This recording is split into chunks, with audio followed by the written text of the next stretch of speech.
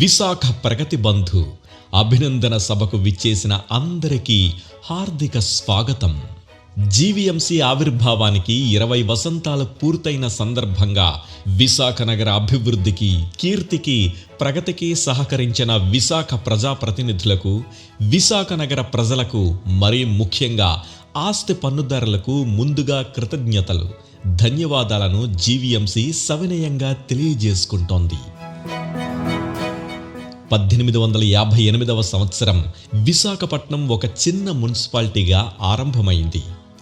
ఈ బెస్త నగరం అంచెలంచెలుగా అభివృద్ధి చెంది 1979వ సంవత్సరంలో విశాఖపట్నం మున్సిపల్ కార్పొరేషన్గా ఆవిర్భవించింది.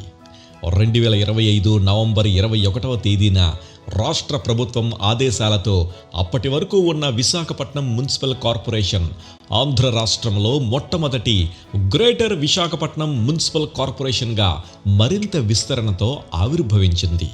నేడు 682 స్క్వేర్ కిలోమీటర్ల విస్తీర్ణంతో 10 జోన్లతో 98 వార్డుల కౌన్సిల్ సభ్యులతో సుమారు 21 లక్షల జనాభా కలిగిన విశాఖ నగరాన్ని అంచెలంచెలుగా అభివృద్ధి పరుస్తూ అభివృద్ధి పథంలో జీవీఎంసీ అడుగులు వేస్తూ 2025 నవంబర్ నాటికి జీవీఎంసీ గ్రేటర్ విశాఖపట్నం మున్సిపల్ కార్పొరేషన్గా 20 వసంతాలను పూర్తి చేసుకున్నందుకు సంతోషంతో మహా విశాఖపట్నం నగరపాలక సంస్థ యంత్రాంగం ఉప్పొంగిపోతోంది.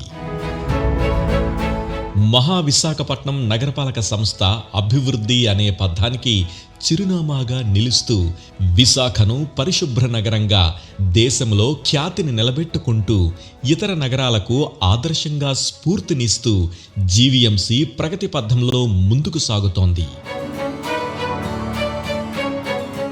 స్వచ్ఛ సర్వేక్షణ అవార్డులలో సింగిల్ డిజిట్ ర్యాంకుకు ప్రతి సంవత్సరం జీవీఎంసీ దక్కించుకుంటూ పరిశుభ్ర సుందర నగరంగా ఖ్యాతిని దశ దిశలా విస్తరిస్తూ జీవీఎంసీ విశాఖ నగరాన్ని పరిశుభ్రతకు, సుందరీకరణకు, అభివృద్ధికి దిక్సూచిగా ప్రపంచ దేశాలకు పరిచయం చేస్తున్న విశాఖ నగర ప్రజలకు సంతోషదాయకం. అంతర్జాతీయ కార్యక్రమాలైన international fleet review, president fleet review, G20, BRICS CII సదస్సు, Yogandhra, navy day, navy Mela, Milan, Swarnandhra, Swachhandhra ఇలా ఎటువంటి కార్యక్రమాలైనా విశాఖ నగరం వేదికగా నిర్వహిస్తే విజయకేతనమేనని కేంద్ర, రాష్ట్ర ప్రభుత్వాలు, రాష్ట్ర ముఖ్యమంత్రి శ్రీ నారా చంద్రబాబు నాయుడు గారు సైతం విజయానికి చిహ్నంగా విశాఖ నగరాన్ని సూచించడం, అందుకు జీవీఎంసీ విశాఖ నగరాన్ని మరింత పరిశుభ్రతతో సుందరంగా, అందాల సాగర తీరంగా, సుందర విశాల విశాఖ నగరంగా తీర్చిదిద్దుతూ దేశ విదేశాల మన్ననలను పొందడం విశాఖ నగరానికి గర్వకారణం, జీవీఎంసీకి ఆనందదాయకం. విశాఖ నగరాన్ని జీవీఎంసీ అభివృద్ధి పథంలో ముందుకు తీసుకువెళ్లడంలో ప్రధాన పాత్ర విశాఖ నగర ప్రజలదేనని, సహకరిస్తున్న విశాఖ నగర ప్రజా ప్రతినిధులదేనని జీవీఎంసీ సగౌరవంగా తెలియజేసుకుంటోంది. ఏ నగరం అభివృద్ధి చెందాలన్నా ఆ నగరం ఆర్థిక పరిపుష్టి కలిగి ఉండాలి. జీవీఎంసీ చేపడుతున్న అభివృద్ధి కార్యక్రమాలకు బాధ్యతా రూపంలో అందిస్తున్న ప్రజలు ఆస్తి పన్ను చెల్లింపుదారుల తోడ్పాటు వలనే జరుగుతున్నవని జీవీఎంసీ తెలియజేసుకుంటోంది.